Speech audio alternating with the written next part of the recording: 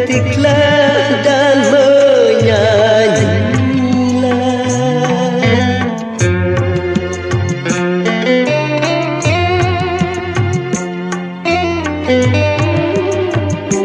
Semoga akan terobati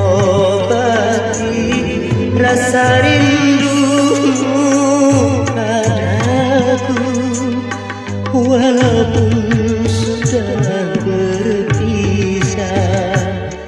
hati kita bersatu. Memang gitar tua ini menjadi kenangan, juga gitar tua ini yang menjadi saksi